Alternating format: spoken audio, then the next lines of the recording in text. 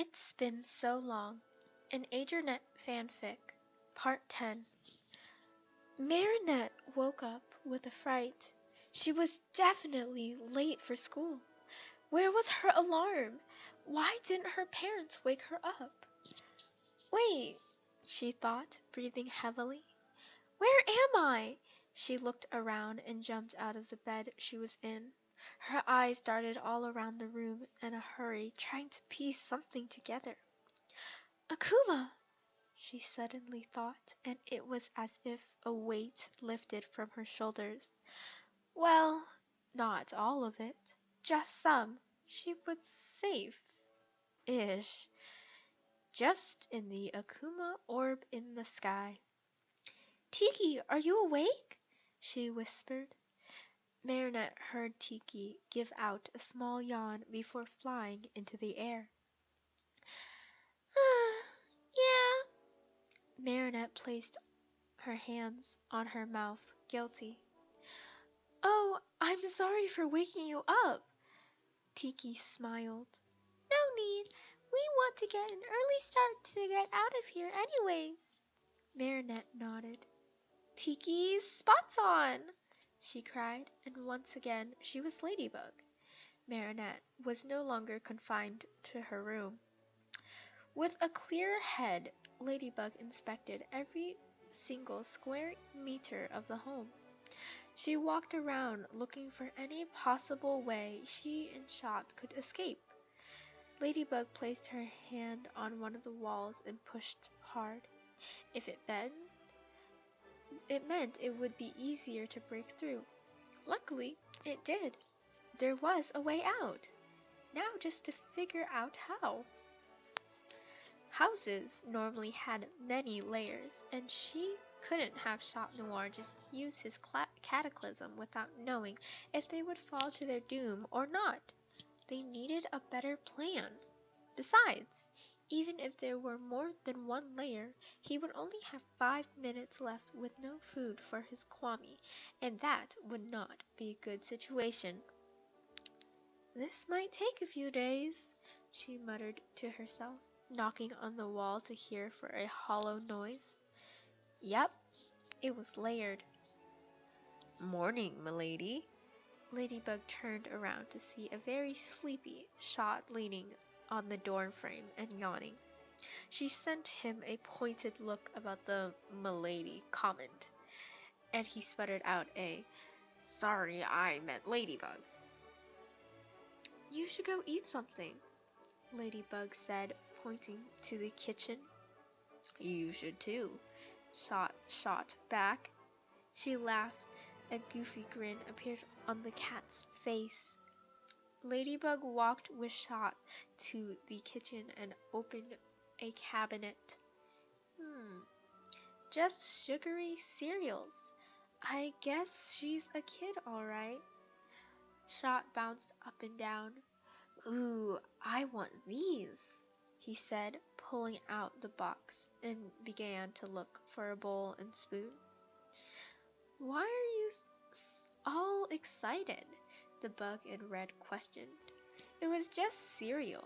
No need to be so excited. All of my friends at... Ladybug gave him a pointed look for giving too much information, and Shot caught himself and restarted.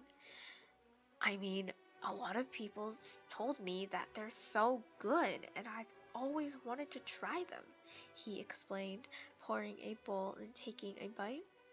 Wow, they are so good. Ladybug only looked at him with confusion and worry. What kid hadn't tried cocoa sugar puffs? He was about her age, so that made him 16 or at least around that age, and he had never once had cocoa sugar puffs, the #1 sleepover food? That was so weird. What the heck was his family like? Ladybug mentally scolded herself for wondering that question. No. You can't know each other's identities, even if they may be terrible to him and deprive him of cocoa sugar puffs, she told herself. Ladybug grabbed a bowl and sat across from Chat Noir and poured herself a bowl of cereal. I'm trying to figure out a way to get us out of here. I was thinking we could use your cataclysm to destroy the house, and then we need a way to get safely down, Ladybug said before taking a bite. Yeah, maybe we can use the blankets and make a parachute out of them, Shot offered. That's a good idea, Ladybug said. Maybe she could find a sewing machine or sewing kit, just anything that she could use to sew them together. Ladybug prayed that this little girl wanted to learn how to make pretty dresses. Maybe we should use your cataclysm on something in the house to make sure it won't just reappear, Ladybug said, looking at some of the paintings there were. It would be so disheartening if the house just reappeared around them. Yeah, that's a good idea, Shot said.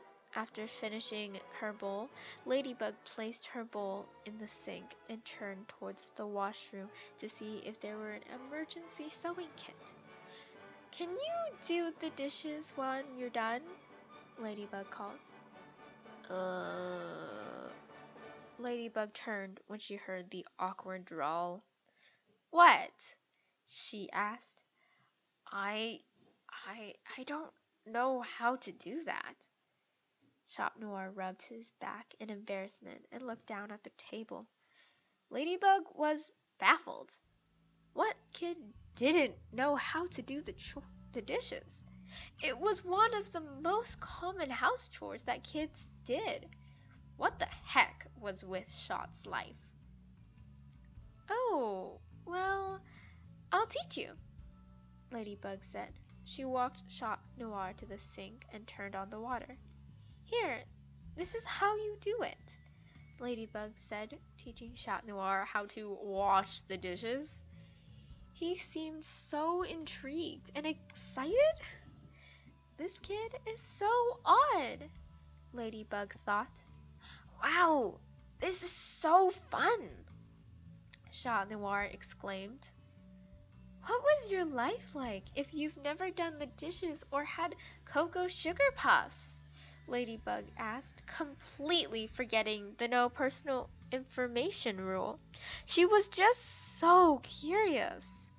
Chat Noir thought for a minute. Well, my family, they aren't the most attentive, he said, his face turned to a frown and his eyes with a faraway look. This definitely broke Ladybug's heart. Despite how Chat Noir could be a bit of a fool and annoying at some times, he was a wonderful person and so kind-hearted. Oh, I'm so sorry, she said sympathetically. It's okay, I'm fine, he said, forcing a smile. I just wish I had a normal family sometimes. You know, with family game nights and all that, he said solemnly. Ladybug pursed her lips. Then we can do that.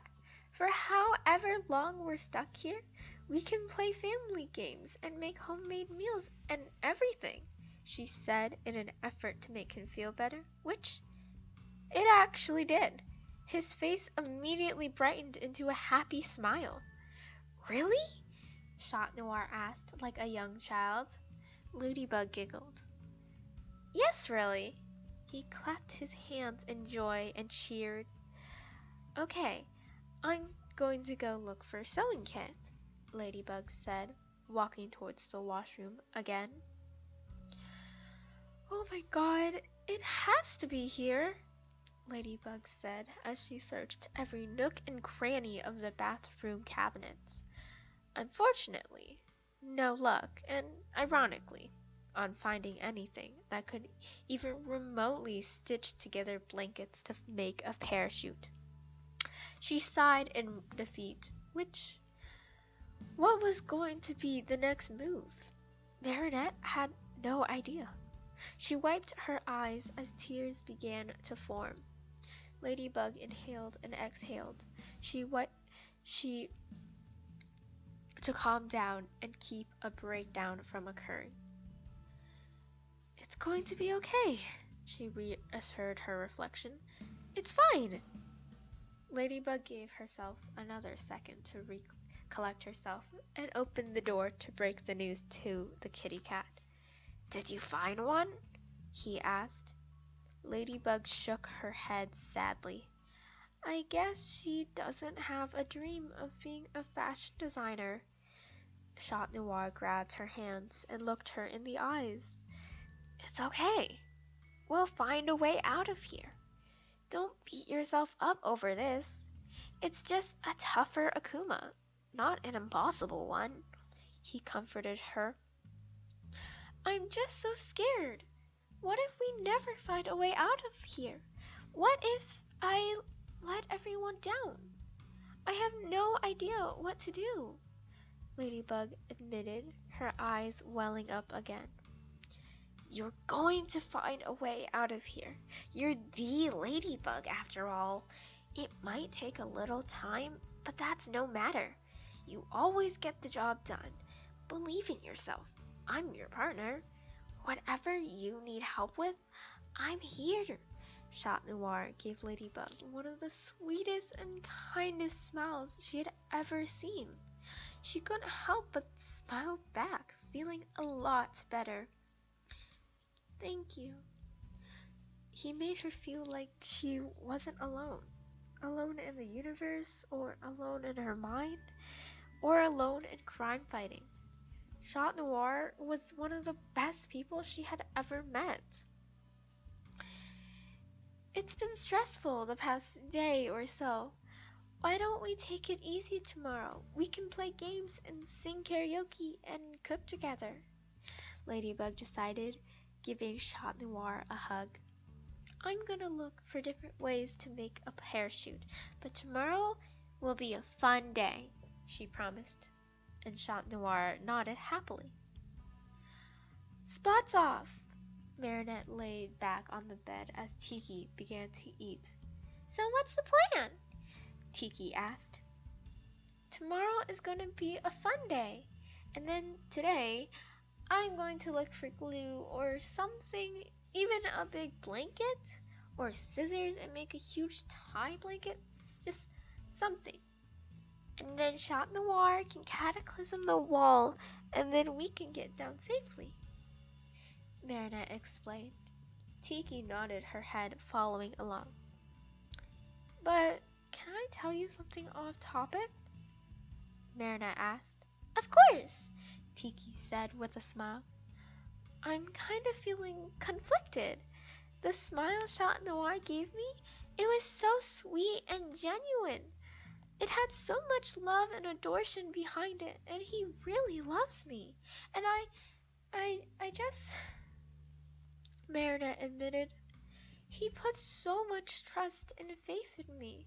He idolizes me, saying I'm the Ladybug, which is so sweet and all, but it's such an ideology. Clearly, I'm a disaster, always late and all. I'm just feeling conflicted, especially when you add Aiden into the mix. Marinette hugged her pillow in front of her and sighed. Do you think that you feel something for Chat Noir, or do you feel like he's so genuine to you while glossing over your flaws? Tiki asked.